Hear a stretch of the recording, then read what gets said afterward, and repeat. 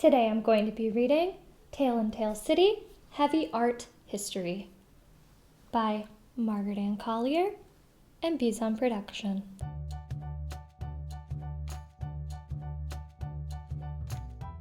This book is dedicated to every creature who has ever felt out of place. Arriving at S.T.E.A.M City was tricky. First, I took a cliff dive off of Explorer Coast. Then, I swam down Daydreamer Stream. I caught the timeline, southbound of course, after piling on scuba gear in order to breathe. I knew I was close when I saw gemstone scales spinning the tales of time.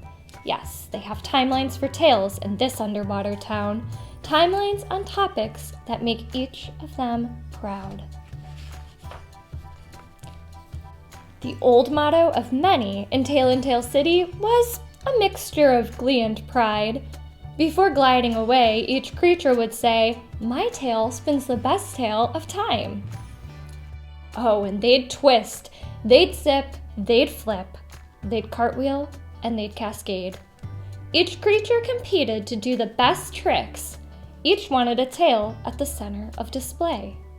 I met Dabble first. He's the local expert whose tale tells the tale of big inventions on Earth. His tale holds scales about many firsts, cars and clocks and calendars.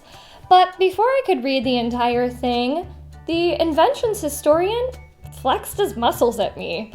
"See these arms? Gotta stay strong. Buff biceps make my trick shine. You'd understand if you had a tale that spun the best tale of time." Before I could answer, Venus swam up, smiling and landing a torchete. Her tale was a tale of heroic women, a who's who of brave and wise names. Scales about Tubman and Curry, Earhart and Anthony were spelled out from belly to fin.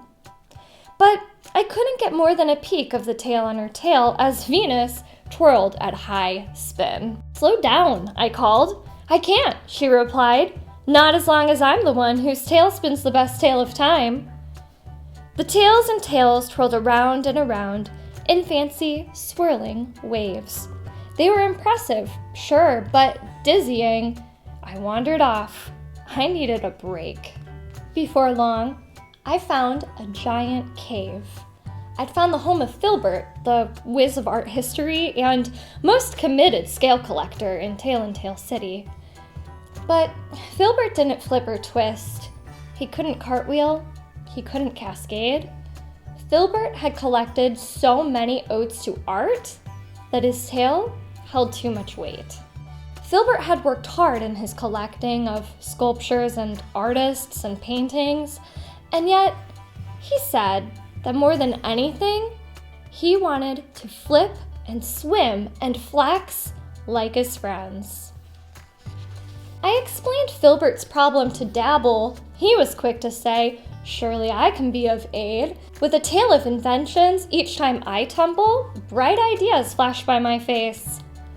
At the cave, Dabble began an examination, trying to think up a lighter solution. Before long, I heard Dabble gasp, "World's first photograph! Don't you think that's a scale I should have?" "Well," said Filbert, eyeing the scale from 1826, "photography is art, and this is the world's first pick." But wait a minute, Filbert thought aloud, dreaming of a trick-ready tale. Perhaps a light and load could help me out. "All right, Dabble, take the scale."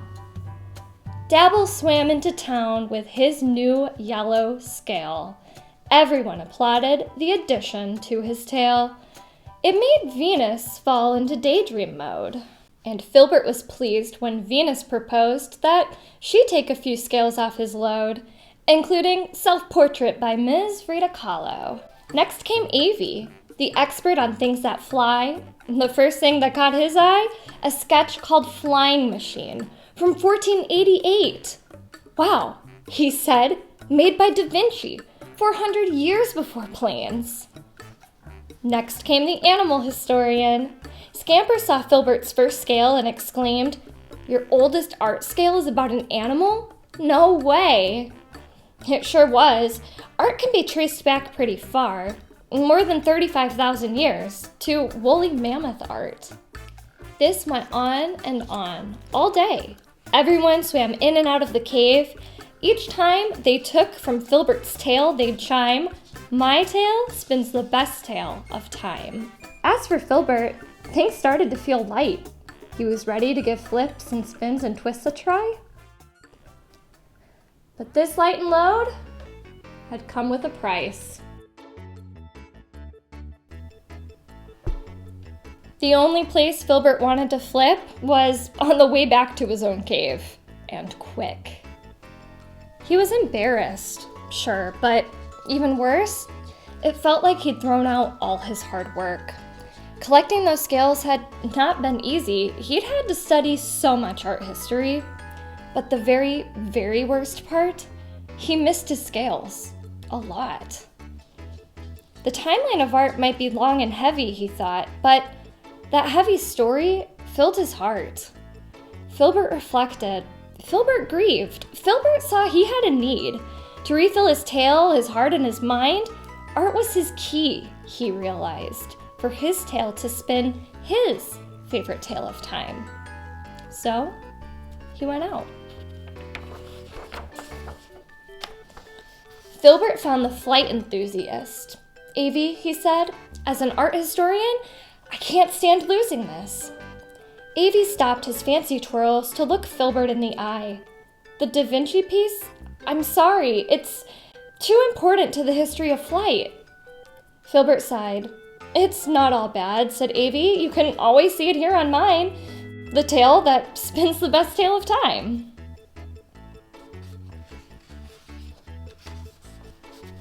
Scamper had been near, but he had not liked what he'd heard. "Wait just a minute," said the animal expert. "There's no way your tale spins the best tale of time. Have you even looked at mine?" Avie nor Filbert had ever looked closely at Scamper's gems. They knew little of famous birds or cows or lambs. This was true of all tale and tale historians. Each was too focused on his own tale and tale that no mind was paid to another's scales. Avie said, "Well, I know mine is great, but if yours is also, maybe a trade could help us both." In that moment, history was made. Filbert and I watched the first Tale and Tale City trade. 1 hero pigeon for 2 dogs in space. "Wait a minute," Filbert exclaimed. "I can fix my problem with trades." Sure, trading wouldn't get him as many scales as he'd had at the start, but by learning about new scales, he hoped he could at least fill his mind and his heart.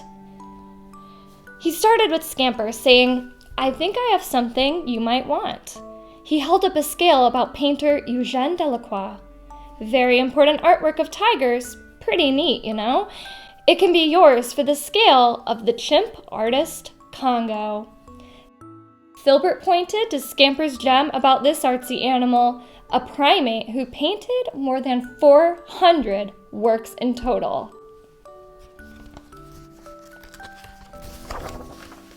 Scamper said, "I'm quite fond of Congo and his works. Even Picasso was a fan of his. To trade away Congo, I'm just not sure. I'm afraid that's a scale I would miss." Filbert said, "To tell you the truth, I miss my old pieces too. But if we all start trading, we'd build something new. A city where we celebrate how our histories mix, not a place that cares only about showing off tricks." Scamper liked this bright idea, and so the trade was made. As it happened, others watched, growing inspired to do the same. Venus had a piece paying tribute to Marie Curie, a hero whose medical invention saved many. She looked at Dabble's tale, noting something trade-worthy. He had a scale about Ada Lovelace's invention, the very first computer algorithm. Another trade was quickly made, followed by even more trades.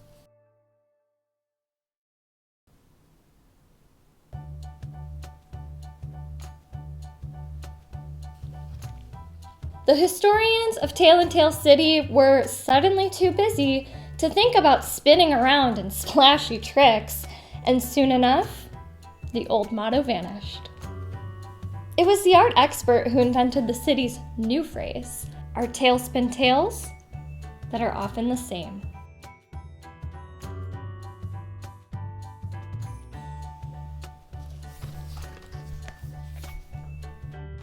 Hey guys, thank you for watching. If you enjoyed that story, be sure to order your own copy using the links below. When you purchase your own copy, you'll have access to the last pages, which explain all of the scales that are shown in this story. It talks about what events were chosen for each timeline and the years of these events. You can also get in touch with me on my blog if you have questions about the story, and don't forget to be on the lookout for sequels. Happy reading!